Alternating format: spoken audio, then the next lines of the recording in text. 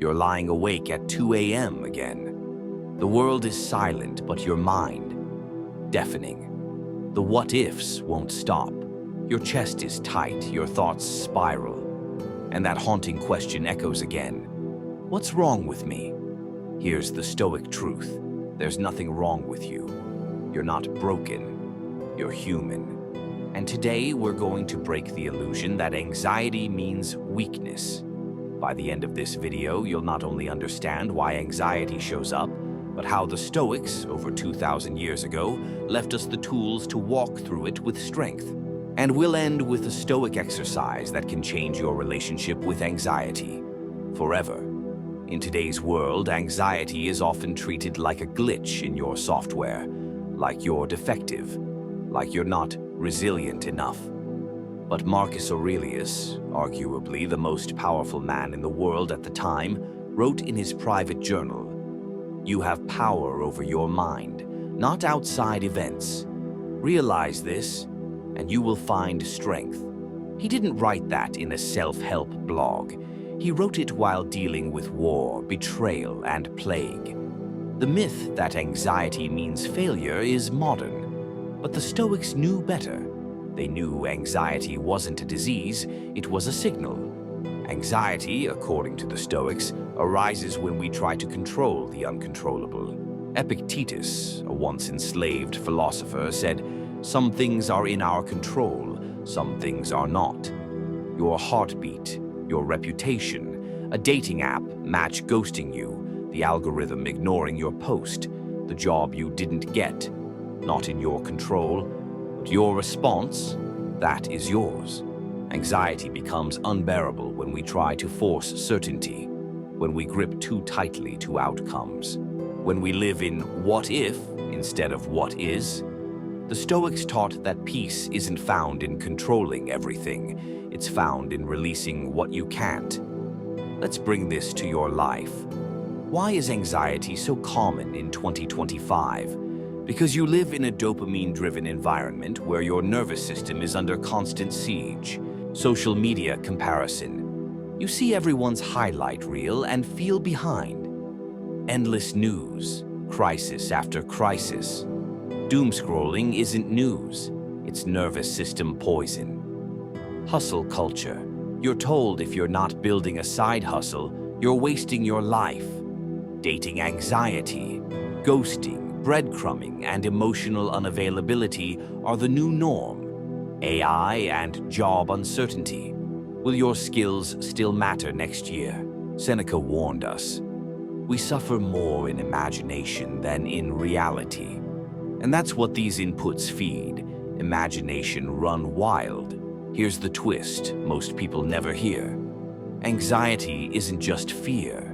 It's proof that you care. You're anxious because your mind is alerting you to something that matters. Your future, your belonging, your worth. The Stoic doesn't suppress anxiety. They examine it. They ask, what is this feeling pointing to? Is it within my power? Can I act or must I let go? In 2025, that might mean muting a toxic influencer, limiting news to once a day, accepting that rejection isn't proof of inadequacy, it's just redirection. This act of reflection turns chaos into clarity. The world moves fast. You're being pulled in 100 directions. Be productive, be perfect, be desirable, be available, be successful, all while staying calm. No wonder your nervous system is overwhelmed. But Marcus Aurelius reminds us, the impediment to action advances action. What stands in the way becomes the way. Anxiety isn't the end of your path, it's the beginning. It's a messenger, not a curse. You're not broken. You're responding normally to an abnormal environment. The Stoics weren't superhuman, they were simply trained. And you can be too. Here are 3 Stoic techniques adapted for your world. 1. The Control Journal. Every morning, write down what's in your control today. Write what isn't. Then visually cross out what you can't control. It tells your brain, let it go.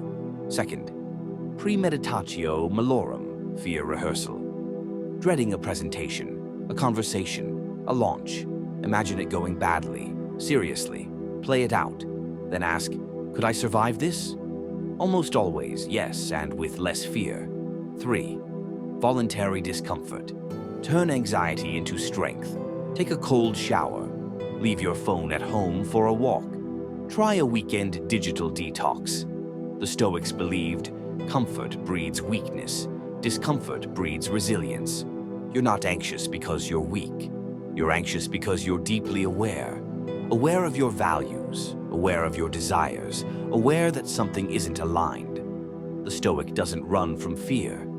They walk beside it. Marcus Aurelius wrote, "If you are distressed by anything external, the pain is not due to the thing itself, but to your estimate of it. Change your estimate. Change your experience." Here's what I promised earlier, a technique that brings you instant perspective. The view from above. Sit or lie down. Close your eyes. Picture rising out of your body. Above your home, your city, your country, the planet. See how small your worry becomes from that height. You don't rise to ignore your problems. You rise to see them with wiser eyes. You are not your anxiety. You are the awareness that observes it. If this message resonated, pause, breathe. Then send this video to someone who needs to hear. You're not broken. You're human. Comment below with the line that struck you most. And if you want more Stoic tools for this chaotic world, subscribe. Remember, the Stoic life isn't about being unshakable. It's about being grounded when everything shakes.